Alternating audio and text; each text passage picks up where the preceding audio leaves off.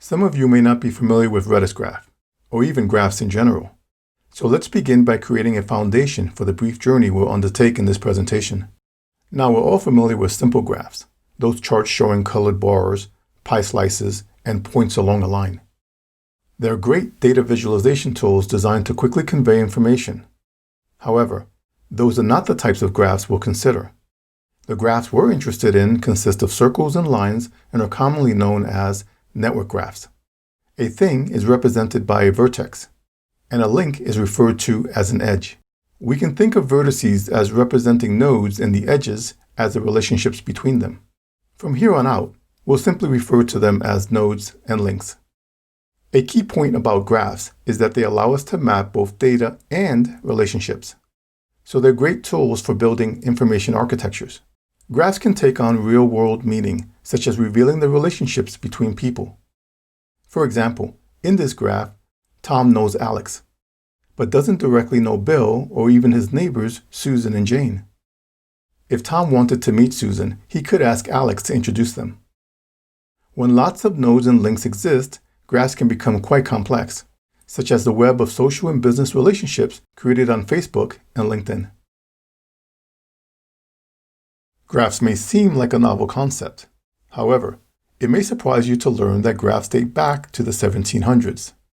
At that time, graph diagrams made their debut in a paper written by Leonhard Euler, a Swiss-born mathematician who is regarded by many as one of the most prolific mathematicians of all time.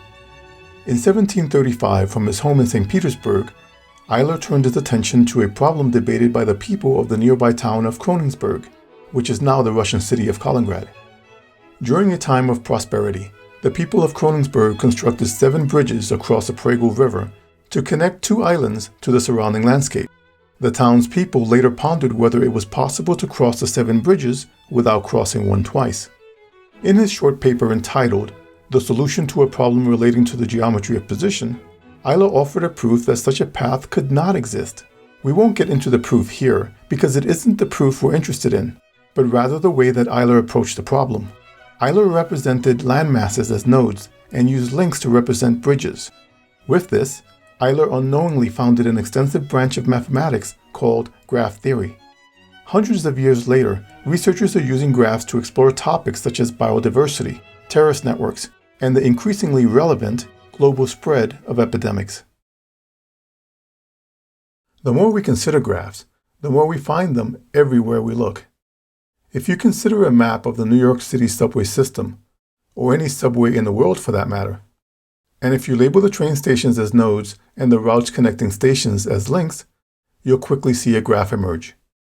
A look at cities throughout the world reveals airports, and in larger cities, airport hubs, which connect flights to other flights and destinations around the globe.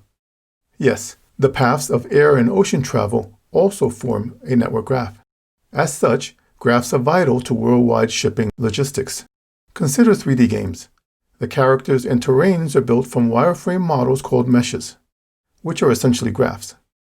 In fact, the process of applying a texture to a wireframe model involves mapping an image onto the surface area within vertices and edges, in a process known as texture mapping. Ever wonder how computer game characters find their way within a game world? Dijkstra's algorithm, employed in computer game AI, uses a weighted graph to find routes. Turning our attention to nature, trees and plants also exhibit graphs. In a tree, the points where branches split into 2 or more branches can be considered nodes, and the branches themselves, links between nodes. Upon even closer examination, the leaves of a tree reveal a network of passages, which deliver water and nutrients to vibrant leafy greens. Within our own bodies, our arteries and nervous system also form network graphs. In truth, we need reflect no further than our own thoughts to realize that the neurons in our brains form a network graph.